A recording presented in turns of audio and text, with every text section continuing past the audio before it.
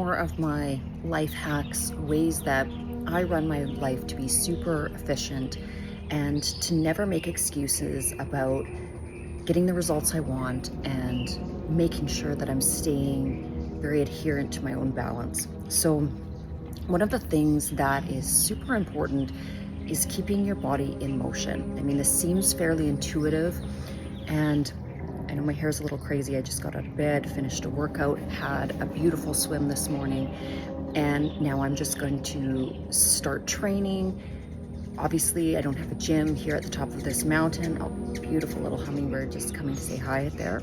Um, and so that doesn't mean I'm going to skip my workouts. So basically, when I travel, I take these little bands and I can literally do pretty much everything that I could possibly want to do in the gym with the bands or just using my own body weight, okay? And the reason that I'm bringing this up, I will actually show you some of the routine.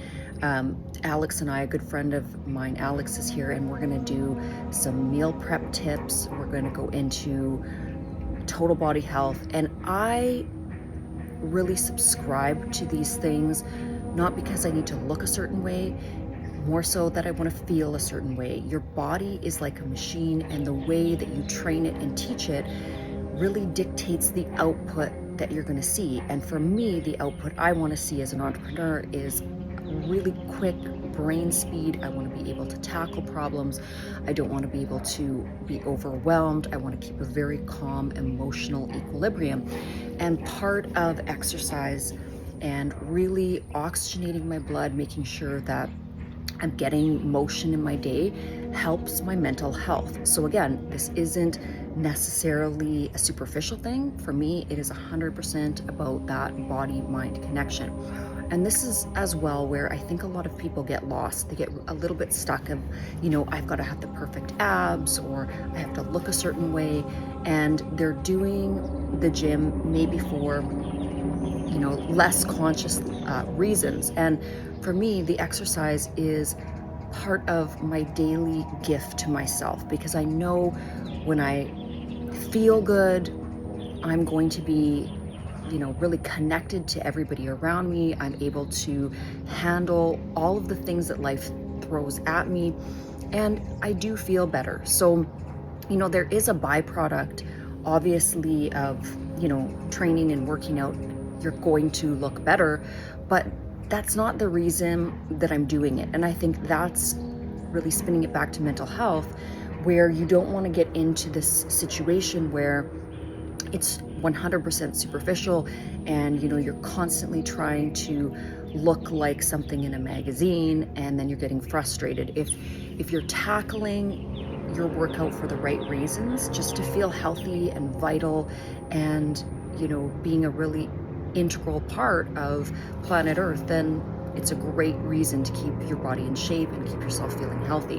Whereas if you're going into a workout because you want to look Instagram ready, I mean, that's fairly flat and fairly superficial, and you're not, what are you getting out of it? Again, you're never really achieving that because it's completely superficial, right? You're not, at the end of the day, getting that experience of having that healthy, vital body.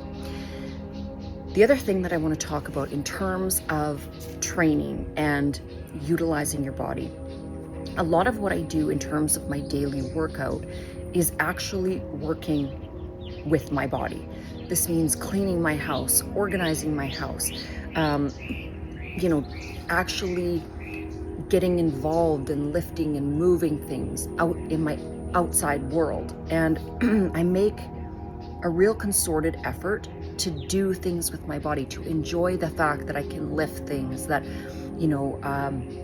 I feel like I'm 20, and that's part of it. If we're just sitting there and essentially working our bodies out to be in a picture or to take good selfies,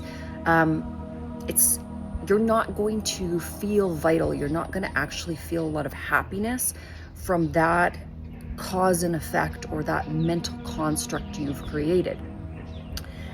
Bodies were meant to be used, and there's a lot of self-pride that comes from taking care of your own life, essentially. So again, when you are using your body to organize your own space, clean up after yourself, help others, do a really great job at your job or everything that you're doing, as a byproduct of that, you feel really great. And so this is part of why I'm sharing some of these things, because a picture says 1,000 words, kind of, but unless you're really speaking to how you created your lifestyle, how you created your routines, people kind of try to fill in the missing pieces. And another thing that I do that I find really keeps my energy levels and my happiness levels super high is that I don't engage in quote unquote partying.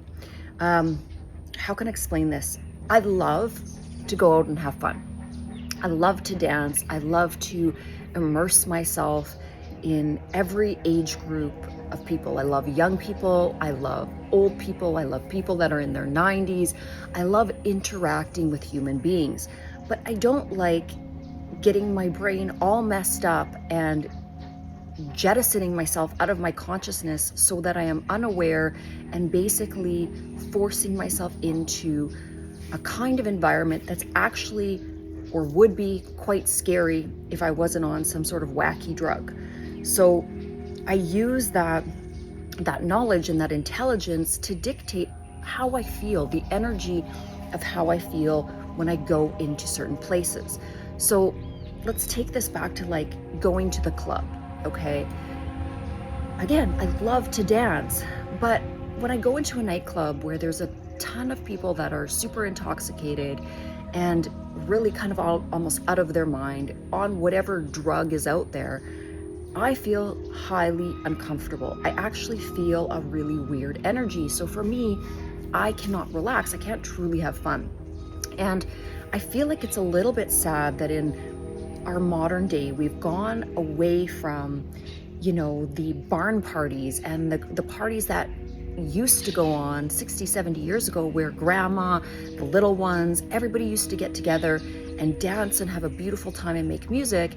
It's kind of turned into this weird vortex of like only a certain age group goes out and dances and interacts, and the old people, they go into an old folks home and the young ones get left at home, and it's not collaborative, it's not interactive. So usually when I plan parties, I want to have everybody there.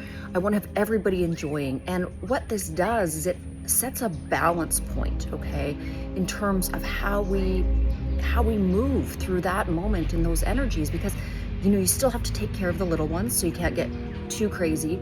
And you have these, elderly, beautiful, wise people that are there as well that provide a lot of safety.